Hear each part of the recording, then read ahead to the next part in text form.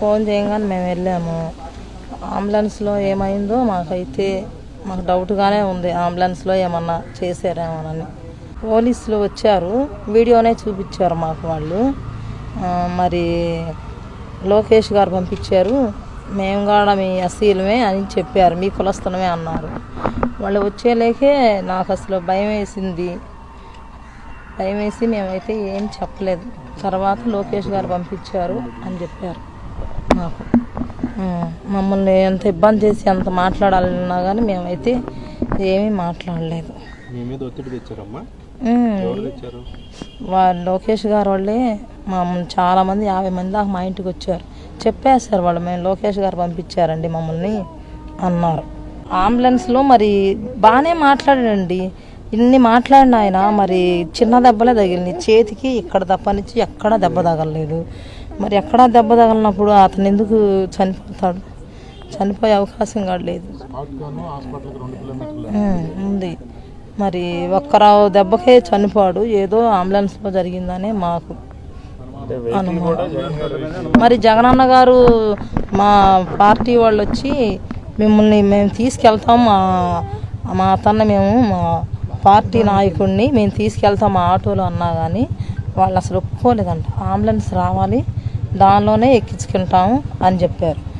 మీరు ఒకసారి ఆలోచించండి, నాయకులంటే ఆదర్శంగా ఉండాలి. నేనేమైనా ఒక మాట చెప్తే ఒక విశ్వసనీయత ఉండాలి. నన్ను మీరు 9 సార్లు ఎమ్మెల్యేగా ఎన్నుకున్నారు. ఎప్పుడైనా సరే నా మీద పలానాడు కొట్టాడనో చంపాడనో లేకుంటే ఎక్కడన్నా నేరాలు చేశాడని విన్నారా అని మిమ్మల్ని అడుగుతున్నా. విన్నారా తమ్ముళ్ళు ఆడబిడ్డలని మిమ్మల్ని అడుగుతున్నా. ఈరోజు రాజకీయాలు నేరస్తుల మయమైపోయినాయి. ఎంత ప్రమాదం అంటే బాబాయిని చంపి బాబాయి కూతురు దగ్గరని మా అన్న మంచోడని చెప్పించి మళ్ళీ అర్థం చేసుకొని తిరగబడితే ఇప్పుడు వాళ్ళనే వేధించే రాజకీయాలు చూశాం. కడాన వీళ్ళు హత్య చేసి నా పేరు పెట్టి నెక్స్ట్ డే మీరు చూశారు పేపర్లో నారాసుర రక్త చరిత్రని కత్తి నా చేతిలో పెట్టారు. ఆ కత్తి నా చేతిలోకి వచ్చిందంటే ఆ మలిను నా జీవితంలో కల్లో కూడా నేను ఊహించుకోనని చెప్పి కూడా నేను మీకు తెలియజేస్తున్నా. నేను హత్యా రాజకీయాలు చేయను, శవ రాజకీయాలు చేయను, ప్రజాహిత రాజకీయాలు చేస్తా. అడ్డం వస్తే ఎవరిని వదిలిపెట్టను. అదే గడిచిన కాలంలో చేసి చూపించాను. ధర్మాన్ని కాపాడుతాం, అభివృద్ధిని ఒక యజ్ఞమారిగా చేస్తాను.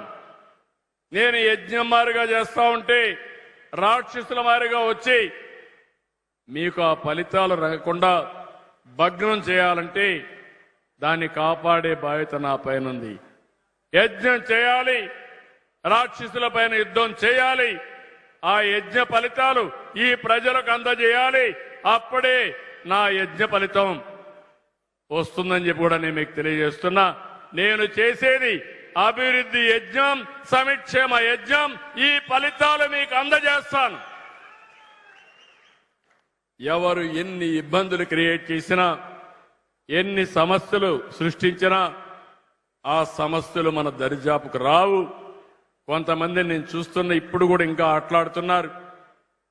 కనీసం మానవత్వం లేని వ్యక్తులు పోతుంటే కారు కింద మనిషి పడిపోతే, వాడ కార్యకర్తే పడిపోతే తీసి కుక్క పిల్ల మారిగా బయటపడేసి నేరుగా వెళ్ళిపోతే, సకాలానికి హాస్పిటల్ తీసుకుపోలేక అతను చనిపోతే ఆయన భార్యని పిలిపించి యాజ్ యూజువల్ మేనేజ్ చేసి మా ఆయనకు కారు కింద పడితే ఏమీ కాలేదు, అంబులెన్స్ లో తీసుకపోతే ఏదో అయిపోయిందని చెప్పించే పరిస్థితి వచ్చారంటే ఈ నేరస్తుల్ని ఏమనాల తమ్ముళ్ళు అని మిమ్మల్ని అడుగుతున్నా. ఎన్ని డ్రామాలు నా జీవితంలో ఎప్పుడు చూడలేదు. కోడికత్తి డ్రామా, కడానా కోడికత్తి డ్రామా కూడా నా మీద పెట్టే పరిస్థితి. గులకరాయి డ్రామా, ఆ గులకరాయి కూడా నా మీద పెట్టే పరిస్థితి. నేను ఎప్పుడు కూడా ఎవరి జోలుకు పోను. హత్యా రాజకీయాలు నమ్ముకున్న వ్యక్తిని కాను. నేను నేర్చుకున్నది అభివృద్ధి రాజకీయాలు నేర్చుకున్నా, ప్రజలకు చేసే సేవా రాజకీయాలు నేర్చుకున్నా. దాని వల్లనే ముందుకు పోతా తప్ప వేరే విధంగా నేను ముందుకు పోను. 1% కూడా డీవియేట్ కాను. కానీ తప్పుడు చేసే వ్యక్తుల్ని, తప్పుడు మాట్లాడే వ్యక్తుల్ని మనం ఎప్పటికప్పుడు కంట్రోల్ చేసుకోవాల్సిన అవసరం ఉంది. ఈ విషయం కూడా మీరు గుర్తుపెట్టుకోవాల్సిన అవసరం ఉంది.